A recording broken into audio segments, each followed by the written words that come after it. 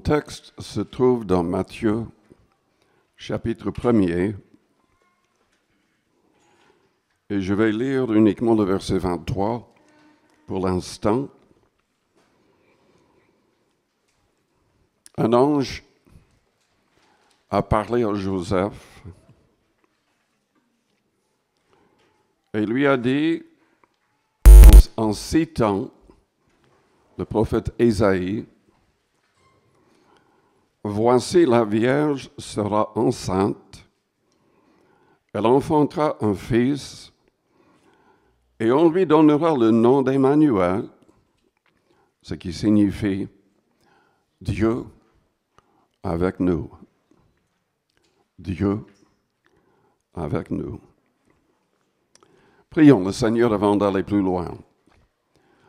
Père Céleste, nous te louons, nous te bénissons cet après-midi pour ta parole, pour la présence du Saint-Esprit au milieu de nous. Et nous te demandons d'agir dans nos cœurs, dans nos vies, et agir dans les corps de ceux qui sont malades. Seigneur, agis par des signes, des prodiges, des miracles pour que le beau nom de Jésus soit élevé. Et Seigneur, façonne-nous par ton esprit à son image. Et nous te disons merci. Merci Père. Merci Seigneur. Amen. Je voudrais parler de Marie cet après-midi. Marie, la mère du Seigneur. Était-elle vraiment un modèle pour les croyants? Nous savons que la Bible n'enseigne pas l'Immaculée Conception de Marie. La Bible n'enseigne pas la prière à Marie. Mais quand nous lisons les textes la concernant, nous voyons quand même qu'elle était vraiment, en tout point, un vrai modèle pour chacun de nous. Marie était surtout un modèle d'humilité et d'obéissance. Elle était prête à obéir en toutes choses. Dans Luc, chapitre 1er, au verset 38, Marie a dit à l'ange, « Je suis la servante du Seigneur, qu'il me soit fait selon ta parole. » Et l'ange la quitta. L'ange venait de lui dire qu'elle serait enceinte sans être mariée, sans connaître un homme, qu'elle serait enceinte par la vertu du Saint-Esprit et que ce fils dominerait sur Israël. Mais elle accepte cette parole humblement. Il faut comprendre, être enceinte sans être mariée, à cette époque-là, était très, très grave aux yeux des gens. Mais sans poser énormément de questions, elle accepte le plan de Dieu. Vous savez, il n'y avait pas de place pour l'orgueil dans son cœur. Elle était vraiment humble. Et je me rends compte que ce qui empêche énormément de gens de s'approcher de Dieu, de recevoir le vrai salut, c'est l'orgueil. L'orgueil empêche les gens d'admettre qu'ils sont pécheurs. L'orgueil empêche les gens de faire ce que le Seigneur demande. Qu'est-ce qu'il demande? Ce matin, nous avons eu un service de baptême. Le Seigneur a dit dans Marc 16, « Celui qui croira et qui sera baptisé sera sauvé. » Ce n'est pas très compliqué comme message, mais il y a énormément de gens qui viennent dans des églises évangéliques qui prêchent ce message depuis des années, certains depuis 20 ans. Et ces gens ne sont toujours pas baptisés. Il y a des gens qui disent, mais je ne vois pas l'utilité du baptême. C'est l'orgueil qui empêche. C'est l'orgueil qui les empêche. Ils ne veulent pas s'humilier et être plongés dans un peu d'eau.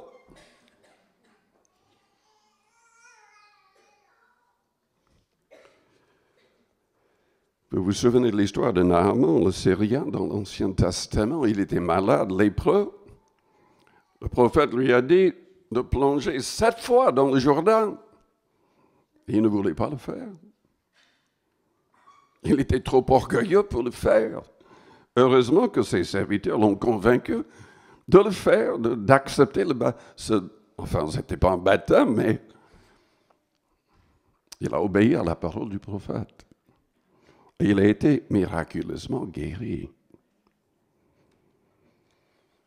Si certaines personnes sont sauvées sans le baptême, parce que ces personnes n'ont jamais eu le temps de se faire baptiser, les personnes qui rejettent le baptême, qui trouvent toutes sortes d'excuses pour ne pas se faire baptiser, seront damnées. Ces personnes seront damnées. Ces personnes ne seront absolument pas sauvées. C'est simple. Croyez et vous faire baptiser. C'est le Seigneur qui l'a dit. Mais les gens croient savoir plus que le Seigneur en disant, mais ce n'est pas nécessaire. Ce n'est pas utile. Ah bon? Quelqu'un qui parle comme cela entend une voix dans son oreille, dans son cœur, et ce n'est pas la voix de Dieu, c'est la voix du diable. Nous devons faire tout ce que le Seigneur nous demande de faire, absolument tout. Et on devrait le faire sans hésiter. Lisons dans Philippiens chapitre 2 un instant. Philippiens chapitre 2, au verset 12. Ainsi, mes bien-aimés, comme vous avez toujours obéi, travaillez à votre salut avec crainte et tremblement, non seulement comme en ma présence, mais bien plus encore maintenant que je suis absent. Car c'est Dieu qui produit en vous le vouloir et le faire selon son bon plaisir. Faites toutes choses sans murmure, ni hésitation, afin que vous soyez irréprochables et purs, des enfants de Dieu irrépréhensibles, au milieu d'une génération perverse et corrompue, parmi laquelle vous brillez comme des flambeaux dans le monde, portant la parole de vie.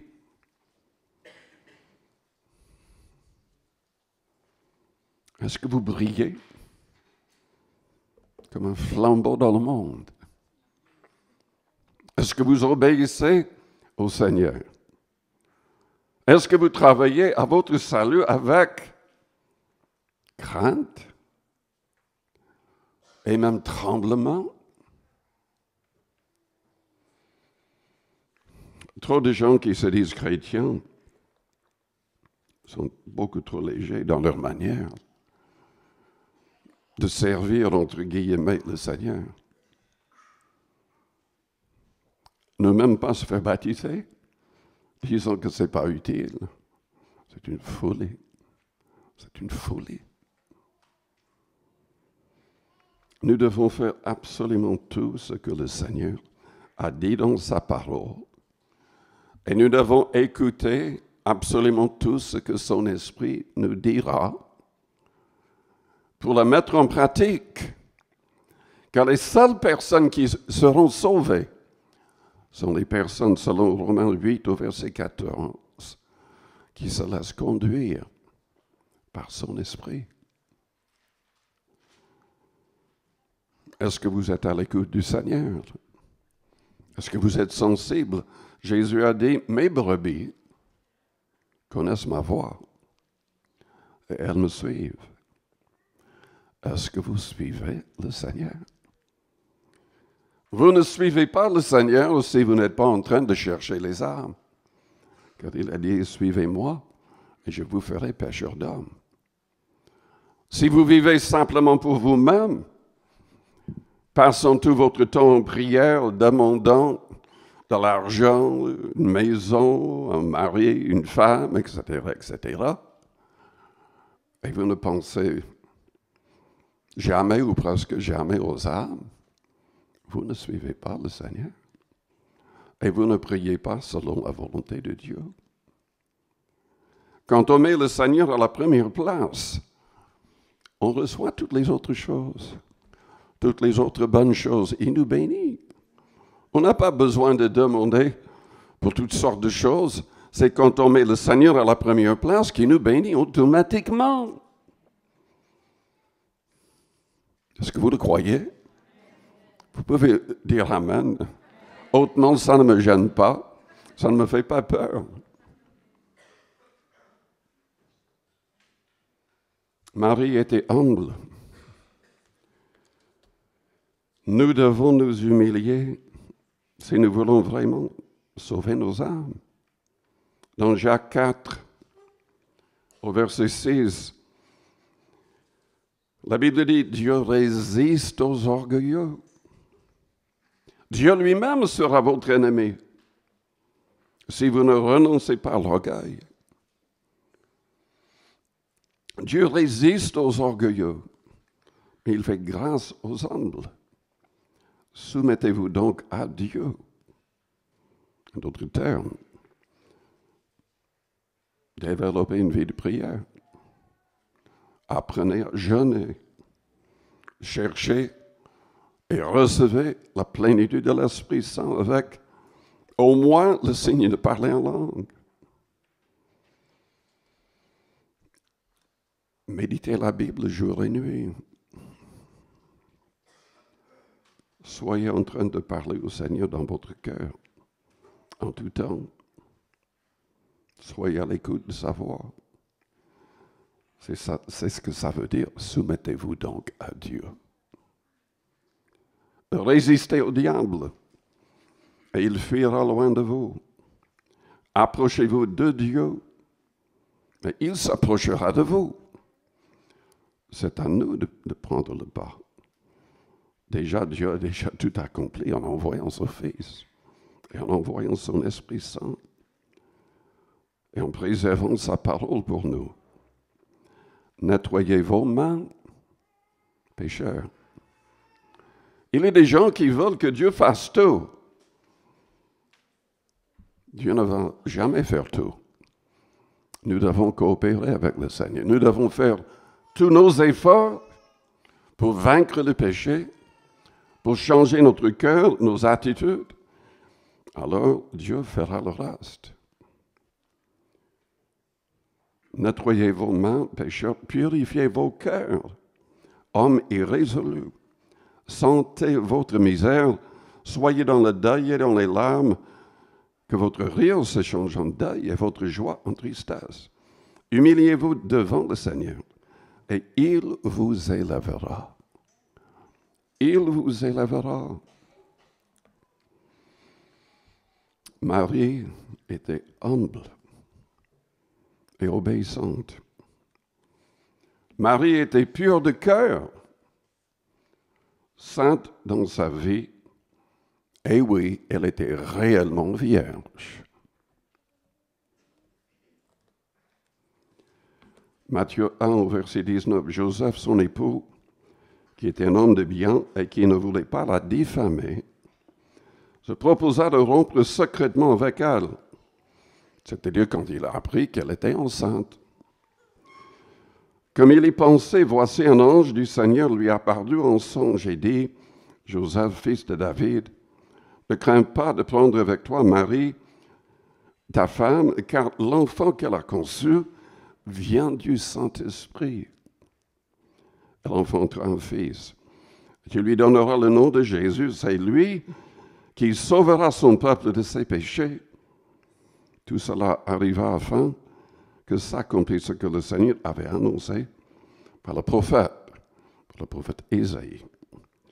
Voici, la Vierge sera enceinte, elle enfantera un fils, et on lui donnera le nom d'Emmanuel, ce qui signifie Dieu avec nous.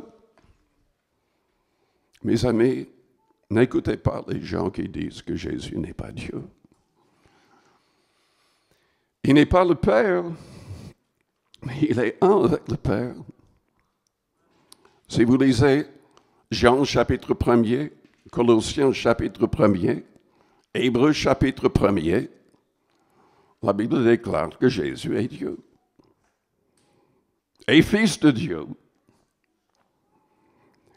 Il est appelé la parole dans Jean chapitre 1er, la parole qui a été faite chair, ou logos en grec. Et la Bible dit que tout dans l'univers a été créé par lui. Il n'est pas une seule chose qui existe qui n'a pas été créée par le Christ. Dans Colossiens chapitre 1er, la Bible dit que tout a été créé par lui et par lui tout subsiste. Dans Colossiens chapitre 2, la Bible dit que toute la divinité habite corporellement en Jésus-Christ. Dans Hébreux chapitre 1er, la Bible déclare que Dieu, c'est-à-dire le Père, a créé tout par son Fils Jésus-Christ. Et dans ce chapitre, Dieu le Père déclare et appelle Jésus Dieu. Il appelle aussi Seigneur. Il appelle Créateur de tout dans l'univers. Tout en lui disant de s'asseoir à sa droite jusqu'à ce qu'il fasse de ses ennemis son marchepied. C'est un mystère tout cela. C'est un mystère merveilleux. Dieu a tant aimé le monde qu'il a donné son Fils unique, afin que quiconque croit en lui ne périsse point, mais qu'il ait la vie éternelle. Et Marie a accepté, comme Joseph a accepté le message de l'ange, qui était confirmé aussi par les prophéties d'Ésaïe. Ésaïe qui a écrit, qui a prophétisé plus de 400 ans avant l'existence de Marie et de Joseph et du Christ sur terre. Comprenez ceci, selon Hébreux chapitre 10, la Bible explique que le sang des animaux ne pouvait pas vraiment ôter les péchés. Jésus, comprenant cela, a accepté le plan du Père. Dieu le Père a créé, a formé un corps en Marie. Jésus existait déjà, existait en forme de Dieu, selon Philippiens chapitre 2. Mais au moment où Dieu a créé le corps, formé le corps en Marie, Jésus a dit, me voici pour faire ta volonté. Et il est entré dans ce corps. Dieu s'est fait homme. Le Fils de Dieu s'est fait homme. Mais revenons à Marie. Elle avait un cœur pur, une vie sainte. Elle était vraiment vierge. Matthieu 1, verset 24 de Joseph s'étant réveillé, fit ce que l'ange du Seigneur lui avait ordonné, et il prit sa femme avec lui. Mais il ne la connut point jusqu'à ce qu'elle eût enfanté un fils, auquel il donna le nom de Jésus. L'Église catholique se trompe avec l'enseignement concernant l'Immaculée Conception. Cet enseignement n'existe pas dans la Bible. L'Église catholique se trompe en poussant les gens à prier à Marie. Ça n'existe pas dans la Bible. L'Église catholique se trompe en continuant à appeler Marie vierge. Elle était véritablement vierge. Mais uniquement jusqu'à la naissance du Christ. Le verset 25 a dit « Il ne l'a connue point jusqu'à ce qu'elle eût enfanté un fils, auquel il donna le nom de Jésus. » Le mot « connaître » dans la Bible, partout dans l'Ancien Testament, est un mot utilisé pour la relation sexuelle. Évidemment, il connaissait Marie, il était déjà fiancé avec elle, mais il n'avait aucune relation sexuelle, jusqu'à ce que le Christ soit né. Et la Bible a plusieurs passages qui parlent de frères et de sœurs. L'Église catholique essaie de dire, mais non, ce ne sont pas des frères et des sœurs, ce sont des cousins, des cousines, etc. Et ça n'a aucun sens parce que ces personnes voyageaient avec Marie. Et nous croyons que Jude et Jacques, dont nous avons le livre dans la Bible, étaient les deux des frères du Seigneur. Ce qui est important dans tout cela, il faut le souligner. Dieu veut, peut-être que vous n'avez pas été dans l'obéissance dans le passé. Dieu pardonne. Mais quand on devient chrétien, ce que Dieu veut, surtout si on devient chrétien très jeune, c'est qu'on reste vierge jusqu'au mariage. Nous vivons à une époque où les gens sont souillés par les attitudes mondaines. Mais le mot que nous avons dans les traductions en français, l'impudicité, se réfère aux actes sexuels avant d'être légalement marié. Et la Bible dit dans Corinthiens 6, au verset 9, « Ne savez-vous pas que les injustes n'hériteront point le royaume de Dieu? Ne vous y trompez pas, ni les impudiques, ni les idolâtres, ni les adultères, ni les efféminés, ni les homosexuels, ni les voleurs, ni les cupides, ni les ivrognes, ni les outrageux, ni les ravisseurs n'hériteront le royaume de Dieu. » C'est là ce que vous étiez, quelques-uns de vous, mais vous avez été lavés, vous avez été sanctifiés, vous avez été justifiés au nom du Seigneur Jésus-Christ et par l'Esprit de notre Dieu. Au verset 17, nous lisons « Celui qui s'attache au Seigneur est avec lui un seul esprit. Fuyez l'impudicité. Quelque autre péché qu'un homme commette, ce péché est hors du corps. Mais celui qui se livre à l'impudicité pêche contre son propre corps. Ne savez-vous pas que votre corps est le temple du Saint-Esprit qui est en vous, que vous avez reçu de Dieu et que vous ne vous appartenez point à vous-même, car vous avez été rachetés à un grand prix. Glorifiez donc Dieu dans votre corps et dans votre esprit qui appartient à Dieu. » Vous savez, la sexualité n'était pas la création du diable. Elle est la création de Dieu. Et Dieu demande qu'on soit responsable dans ce contexte. La sexualité, dans le contexte du mariage, un mariage légal, est un devoir devant Dieu et devant les hommes. C'est un devoir. Paul a écrit dans Corinthiens chapitre 7, au verset 2, « Pour ce qui concerne les choses dont vous m'avez écrit, je pense qu'il est bon pour l'homme de ne point toucher de femme. Toutefois, pour éviter l'impudicité, que chacun ait sa femme et que chaque femme ait son mari. Que le mari rende à sa femme ce qui lui doit et que la femme agisse de même envers son mari. La femme n'a pas autorité sur son propre corps, et c'est le mari. Et pareillement, le mari n'a pas autorité sur son propre corps, mais c'est la femme. Ne vous privez point l'un de l'autre, si ce n'est d'un commun accord pour un temps, afin de vaquer à la prière. Puis, retournez ensemble de peur que Satan ne vous tente par votre incontinence. Donc, ce que l'Église catholique dit à l'égard de Marie est faux. Élever une vie normale de personne mariée après la naissance du Christ. Mais elle était bien vierge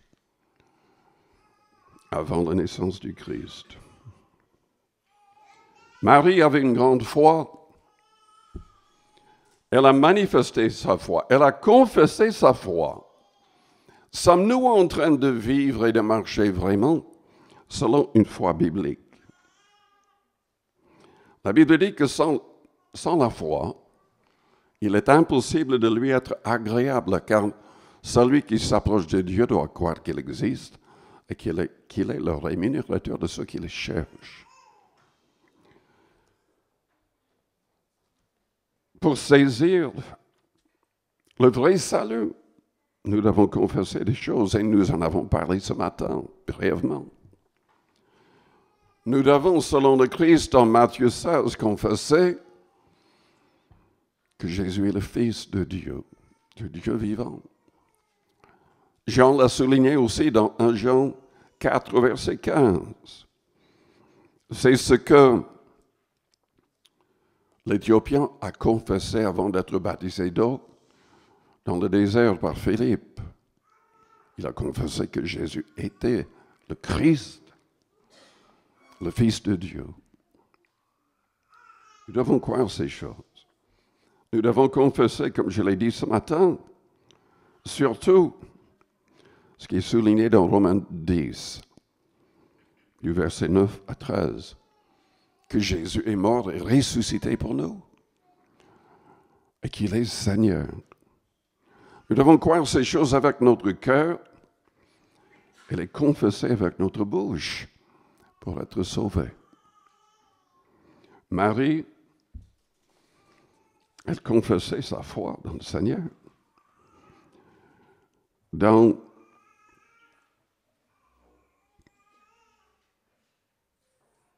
Marie dit à l'ange dans Luc 1, verset 34, « Comment cela se fera-t-il, puisque je ne connais point d'homme ?» De nouveau, le mot « connaître » est utilisé dans le sens d'un acte sexuel. Elle connaissait très bien Joseph, elle était fiancée avec Joseph, mais elle n'avait jamais eu de rapport sexuel. Comment cela se fera-t-il puisque je ne connais point d'homme? L'ange lui répondit, le Saint-Esprit viendra sur toi, et la puissance du Très-Haut te couvrira de son ombre. C'est pourquoi le Saint-Enfant qui naîtra de toi sera appelé Fils de Dieu. Voici Élisabeth, ta parente, a conçu elle aussi un fils en sa vieillesse. Et celle qui était appelée stérile est dans son 6e mois, car rien n'est impossible à Dieu. Marie dit, je suis la servante du Seigneur, qu'il me soit fait selon ta volonté. Et l'ange la quitta. Moi, je trouve ça incroyable, même formidable, qu'elle ait accepté une telle parole. Mais il n'y avait point d'incrédulité dans son cœur. Point d'incrédulité. Selon l'Apocalypse chapitre 21, ce qui va envoyer les hommes en enfer, c'est l'incrédulité.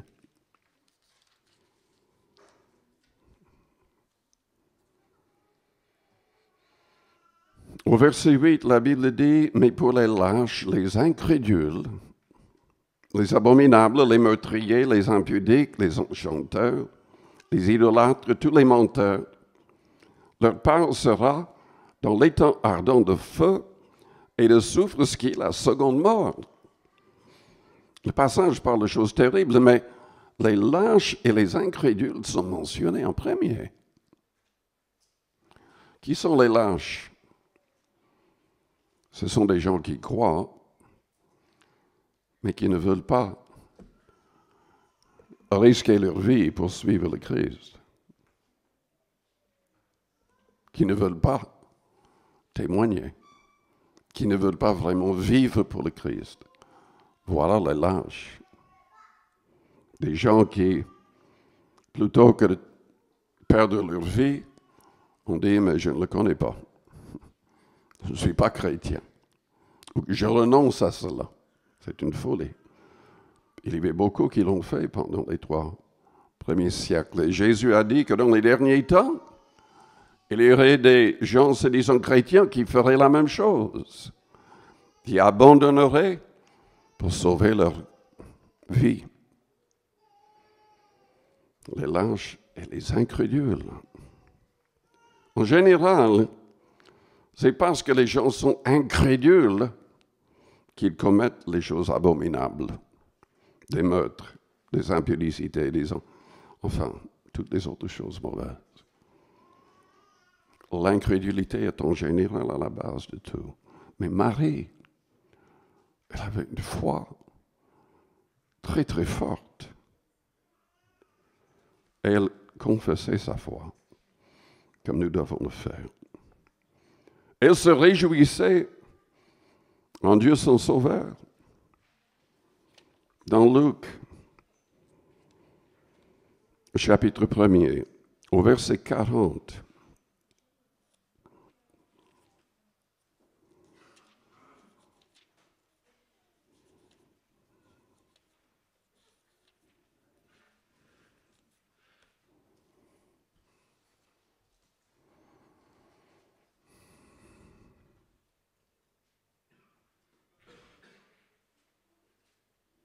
je lis à partir du verset 39. Dans ce même temps, Marie se leva et s'en alla en hâte vers les montagnes, dans une ville de Juda. Elle entra dans la maison de Zacharie et salua Élisabeth. Dès qu'Élisabeth entendit la salutation de Marie, son enfant tressaillit dans son sein et elle fut remplie du Saint-Esprit. Qui était cet enfant dans son sein? Jean-Baptiste. Elle s'écria d'une voix forte, « Tu es bénie entre les femmes et le fruit de ton sein est béni. Comment m'est-il accordé que la mère de mon Seigneur vienne auprès de moi? Car voici aussitôt que la voix de ta salutation a frappé mon oreille, l'enfant a tressailli d'allégresse dans mon sein. Heureuse celle qui a cru, parce que les choses qui lui ont été dites de la part du Seigneur auront leur accomplissement. » Parce qu'elle a cru. Et Marie dit, « Mon âme exalte le Seigneur et mon esprit se réjouit en Dieu, mon Sauveur, parce qu'il a jeté les yeux sur la bassesse de sa servante. Car voici désormais, toutes les générations me diront, bienheureuse, on voit de nouveau l'humilité de cette femme. » Il a jeté les yeux sur la bassesse de sa servante. Parce que le Tout-Puissant fait pour moi de grandes choses, son nom est saint, et sa miséricorde s'étend d'âge en âge sur ceux qui le craignent. Il a déployé la force de son bras, il a dispersé ceux qui avaient dans le cœur des pensées orgueilleuses. Il a renversé les puissants de leur trône, il a élevé les humbles, il a rassasié de bien les affamés, il a renvoyé les riches à vide, il a secouru Israël, son serviteur, et s'est souvenu de sa miséricorde, comme il avait dit à nos pères, envers Abraham et sa postérité pour toujours. Et vous vous rendez compte ce qu'elle a dit là? Elle n'était pas une femme ordinaire. Elle était vraiment une femme sainte, pour parler de cette manière-là?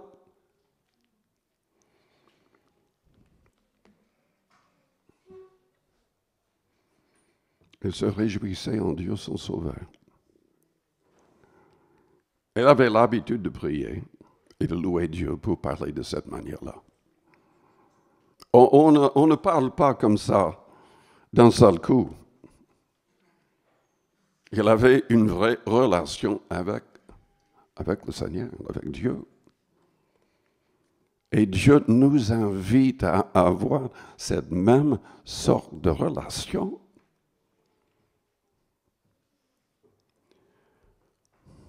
Je n'ai pas cherché, peut-être que ce qui est marqué là vient de l'Ancien Testament. Peut-être que c'était des passages de la Bible.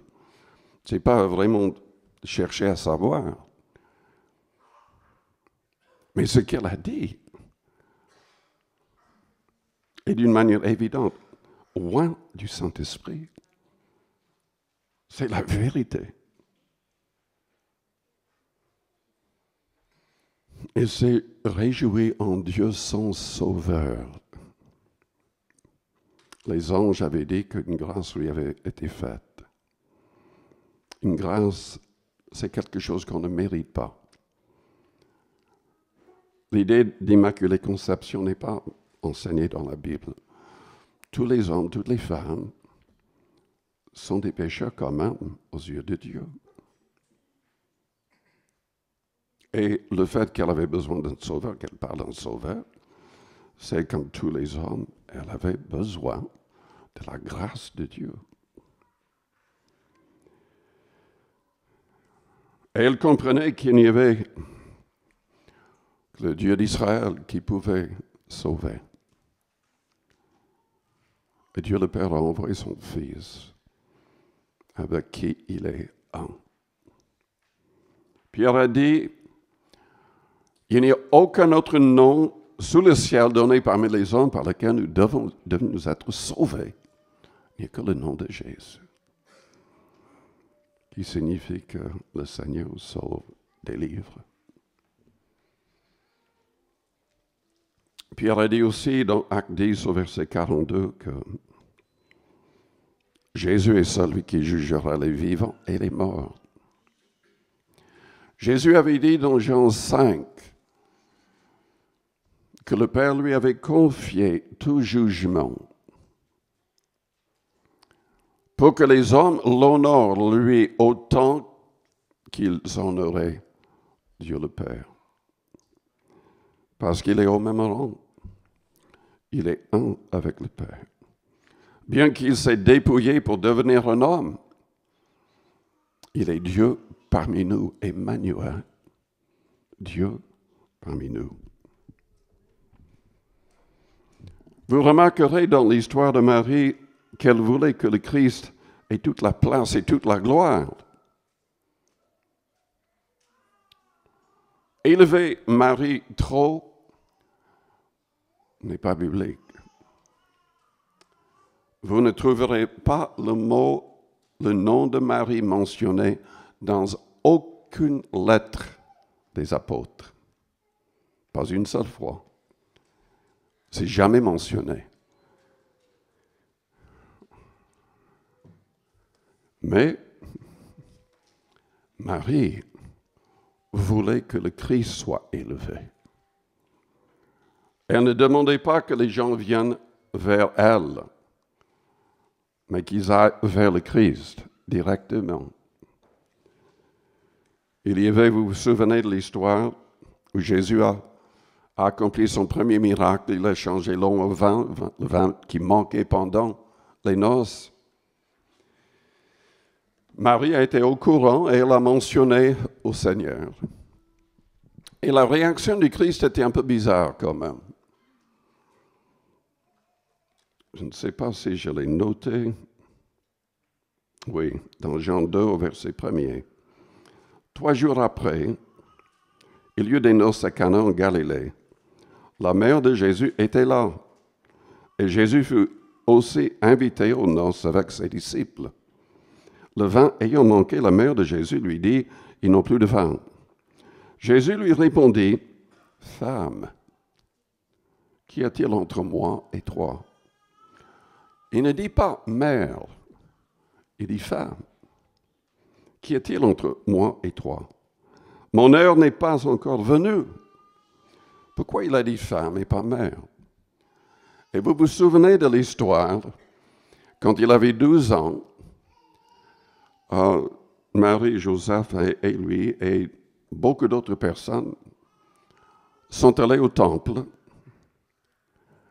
et ils sont repartis, ils se sont rendus compte après 2 jours de voyage qu'ils n'étaient pas avec eux.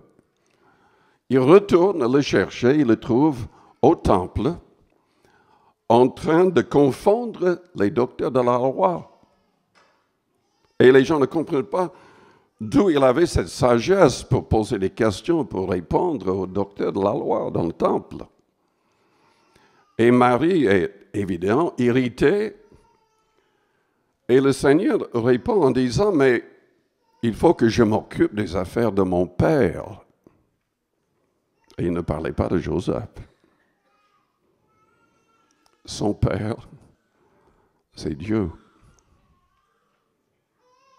Et il est un avec son Père, uni spirituellement avec son Père. Marie a eu le privilège de donner naissance au corps du Christ, mais le Christ existait déjà.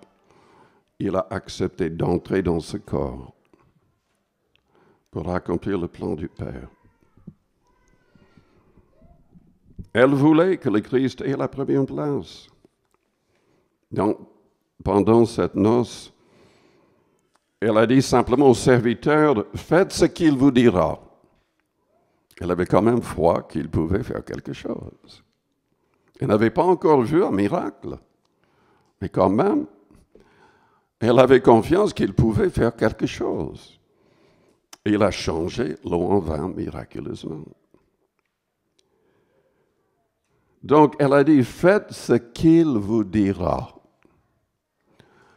Ce qu'elle a dit ce jour-là est très, très important pour les chrétiens aujourd'hui. Qu'est-ce que le Seigneur a dit? Qu'est-ce qu'il nous dit? Est-ce que vous pouvez me montrer un seul verset où Jésus-Christ a enseigné qu'on devait prier Marie? Ou demander à Marie de prier pour nous? Il n'y a aucun verset. Jésus a enseigné exactement à ses disciples comment prier. Il a dit de dire « Notre Père ». On ne passe pas par quelqu'un d'autre, en tout cas pas par Marie. On prie en disant « Notre Père ». Plus tard, il a dit de prier le Père en son nom. Nous passons par Jésus-Christ. Mais nous ne passons pas par Marie. Nous ne passons pas par un prêtre. Nous ne passons pas par un pasteur. La Bible nous dit dans Hébreux 7 au verset 25 que Jésus est notre souverain sacrificateur et il peut sauver de manière parfaite tous ceux qui s'approchent de Dieu par lui parce qu'il est vivant pour intercéder en notre faveur. Il y a des gens qui disent, mais Jésus a besoin d'être influencé. Mais c'est un blasphème de dire ça. Jésus a dit dans Jean 10 qu'il était le bon berger, qui donnait sa vie pour ses brebis. Il a dit qu'il prendrait soin de ses brebis, que personne ne pourrait les ravir de sa main. Jésus intercède pour nous auprès du Père. Si nous péchons, il est notre avocat auprès du Père, selon 1 Jean 2. Mais montre-moi un seul verset, un seul, où quelqu'un d'autre a besoin de l'influencer. Ça n'existe pas. Ça n'existe pas.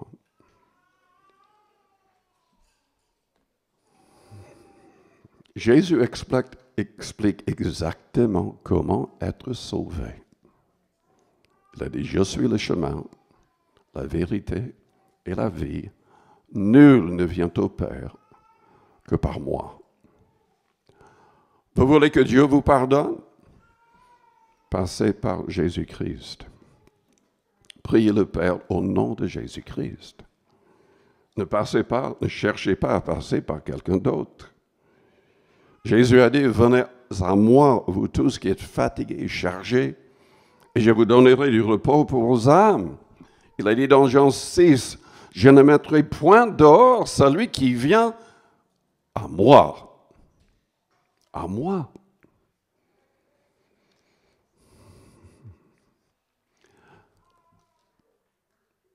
Elle était un modèle. Elle était pentecôtiste. Marie était pentecôtiste. Je vais le dire de nouveau, Marie était pentecôtiste. Si vous lisez Actes 1 et 2, vous verrez que Marie a obéi au Seigneur. Elle est entrée dans la chambre haute, elle a persévéré 10 jours avec les apôtres et les autres femmes. Elle a été baptisée du Saint-Esprit, elle a parlé en langue, comme tous. Dites-moi maintenant que vous n'avez pas besoin de faire cette expérience. Quand Jésus a dit à tous, il y avait plus de 500 personnes là, quand il a dit, malheureusement, il n'y avait que 120 qui ont obéi. Mais il a dit, ne quittez pas la ville de Jérusalem. Attendez la promesse du Père, donnée par Joël, chapitre 2. Maintenant, Marie aurait pu se dire, mais j'étais sa mère. Le Saint-Esprit est déjà venu sur moi. Je n'ai pas besoin de plus. Pourquoi est-ce que je devrais persévérer 10 jours dans la prière?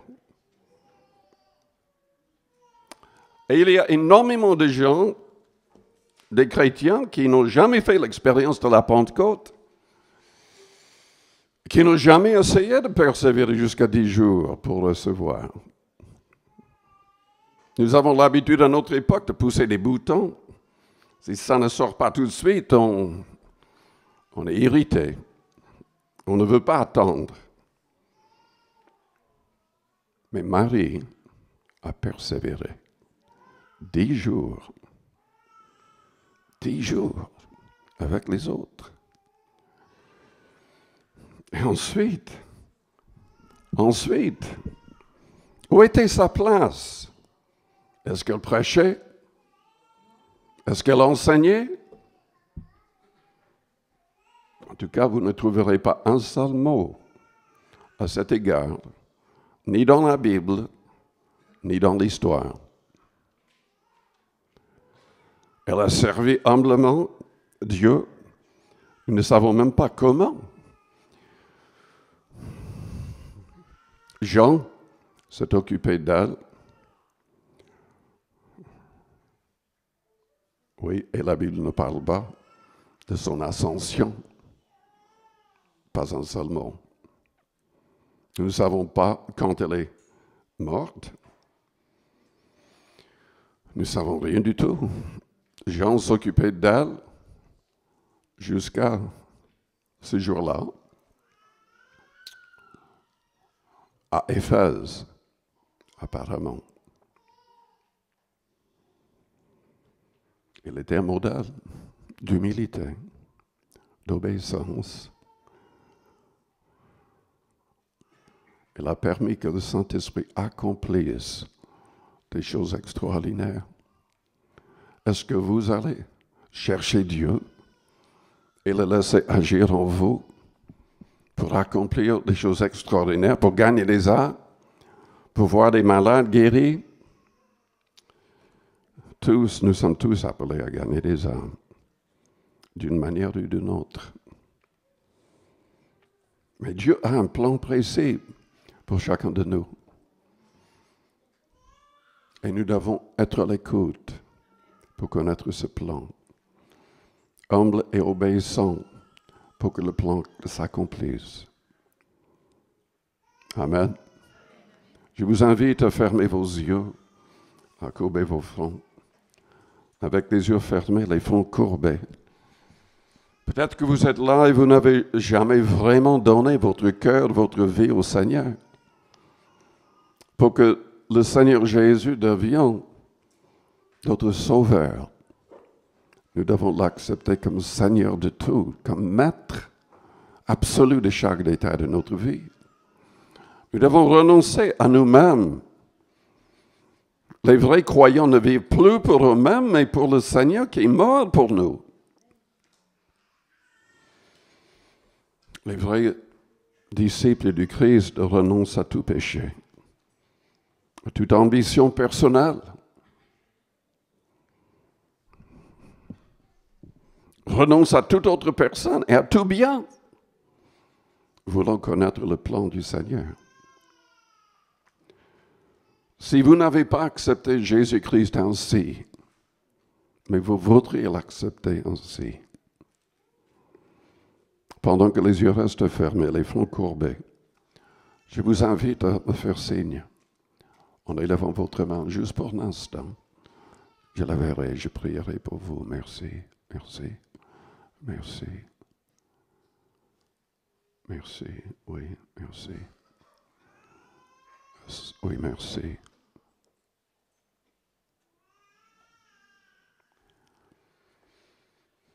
Je vous invite à répéter une prière après moi, que toute l'Église répète la prière.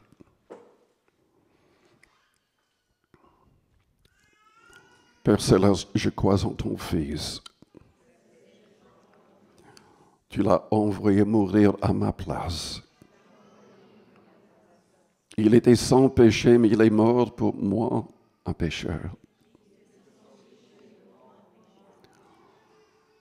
Tu l'as ressuscité le 3e jour,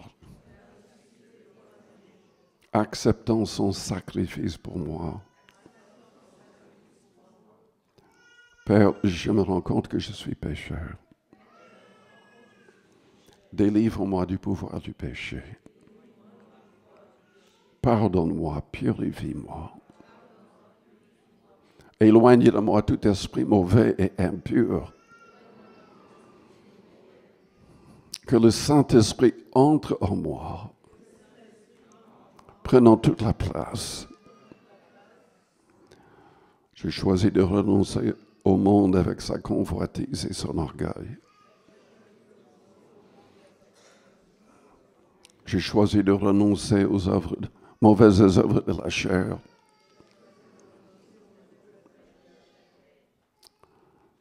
Change ma manière de penser et de parler, ma manière d'agir et de réagir. Donne-moi la capacité de mettre tes commandements en pratique.